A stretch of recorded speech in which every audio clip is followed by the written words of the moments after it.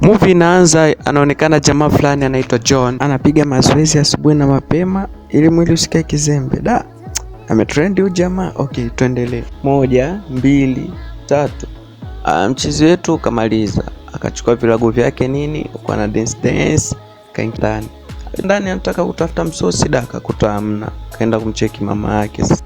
Sasa ile amefika mlangoni kamkuta mama kalala na mwanaume ndani. Da, mchizi akamind kinoma yani. Sasa bi mkubwa kaamka, kaja sebleni, good morning my son. Mwamba kimya.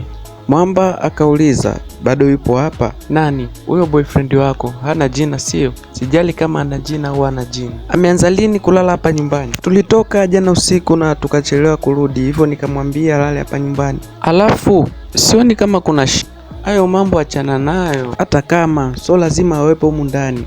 Ugomvi ukawa mkubwa pale. Inaonekana kuna matatizo katika hii familia, ila okay, siku ikapita hivyo. Leo bi mkubwa anasafiri, akamwambia John awe makini na nyumba yake na vitu vyake. Haina shida boss. Bi mkubwa alipoondoka, Devi akachukua gari na mshikaji wake wakaanza kula misele. Akamwambia, "Kwa nyumba yetu ni yetu sasa hivi?" Akamwambia, "Ndio, naweza tufanye party, ila atajuaje sasa?" Wakati Devi anaendesha, anaonekana bi mkubwa fulani hivi huku hayupo sawa yani, kama kuna matatizo yamemkuta. Huku Devi yupo speed kinoma yani. Da, stress za yule bi mkubwa jumlisha na speed ya Devi, kilichotokea pale ni ajali. Na huu ndo mwisho wa season 1. Subscribe ili usipitwe na season 2. Comment.